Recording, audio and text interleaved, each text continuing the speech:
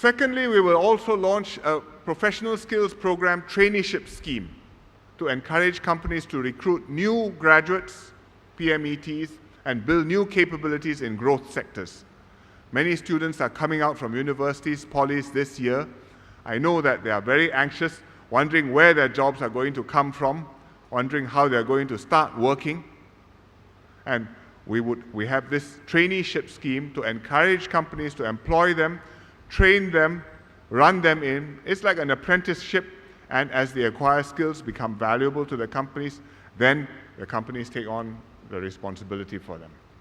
And this is something we have done before. EDB has done similar things. We have adapted our old schemes, improved them, and we're going to roll them out this year. Thirdly, we will introduce a new scheme called Spur Jobs. And it will co-fund companies' efforts for on-the-job training for job redesign and productivity improvements. And it will encourage companies to recruit, retain, and to upgrade the local workers. So these are ideas we've come up with after several months of operating the Spur. I think they will help. MOM will announce details later on, and we will take it forward and make sure that as many people as possible benefit from them. So, keeping jobs, training workers, that's what Swisei calls midfield and defensive play. But we've also been playing offensive, creating new jobs and capabilities. The IRs are starting to recruit.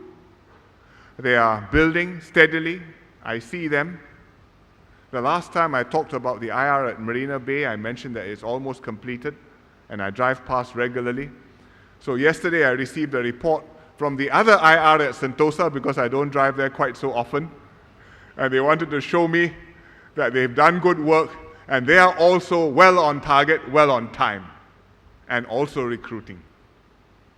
So jobs are coming there. EDB has been working hard, bringing in new projects, getting existing companies to expand. And almost every week there's some new plant opening or doing groundbreaking. Abbott is a pharmaceuticals plant, Baxter, medical equipment, also pharmaceuticals, REC, making solar cells, and so on. Every week the MTI ministers are opening something or other.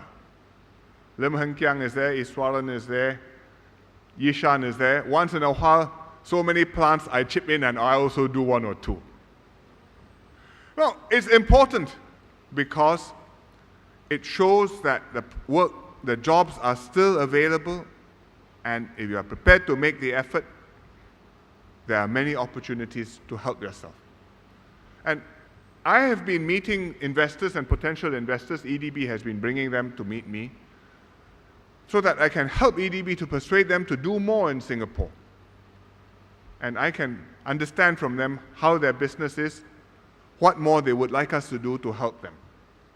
And they tell me that they are confident about Asia's prospects, and they're impressed with how our government and how our people are responding. And they see Singapore playing a bigger role in Asia and in their business in Asia. And many of them have specific plans to invest here, or are in fact recruiting down here, even now. So on offensive, we are playing quietly and scoring goals day by day. The score goes up. I'm often asked what more the government can do to deal with this crisis. I think we were right to focus on jobs in the budget package, in the resilience package. It's helped us to buffer the sharp drop in the GDP. First quarter, GDP went down 11%. It's a huge fall, but our unemployment went up from 2.5% to 3.2%. The increase is only a little bit. We had retrenchments, but not massive, and not a sharp rise in unemployment as we've seen in America and Europe and so many countries. So we've held the position for the first quarter, but now we have to hope that output will pick up, that we can get more orders and keep our factories, production lines busy. Otherwise, companies will eventually have to trim back, and we will expect more job losses. But even now, with some jobs being lost. Other jobs are waiting to be filled and are still unfilled. The E2I and the CDCs have 20,000 jobs in their job bank.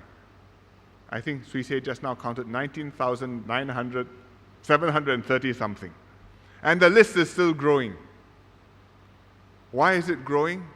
Because they are filling the jobs there, and as they fill, they are going around to identify more opportunities, add to the list, and more opportunities are coming in than people are taking up. So in this environment today, 4 months after the budget, I believe that the right emphasis is still focusing on jobs. Getting our people ready for the jobs, marrying up people with the jobs, helping them to help themselves. That's what we are doing as a government, as a union movement. But what can individual Singaporeans and individual workers and union leaders do about this?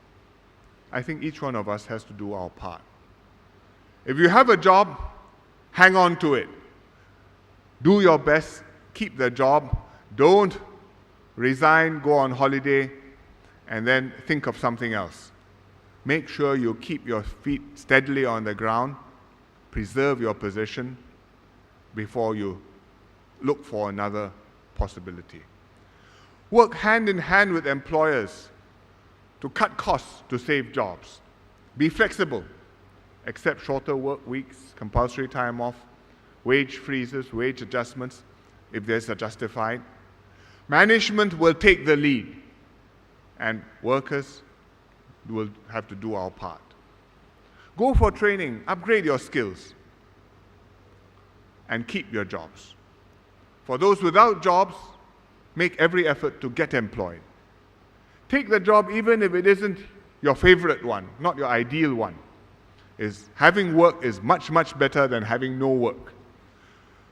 You may hope to land something better later on, but nobody can say whether the economy is going to be better or worse later on, whether there'll be more or fewer jobs later on.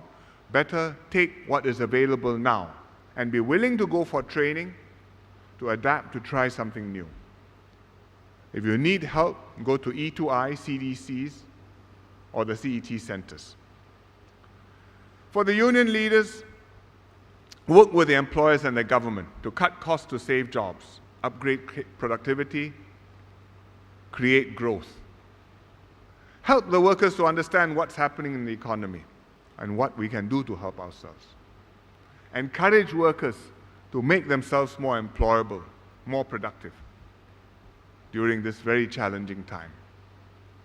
And work with NTUC Learning Hub, E2I, and the CET centers. I visited the E2I and CET centers recently to see for myself what they were doing, and I met many people there. Young, old, PMETs, rank and file.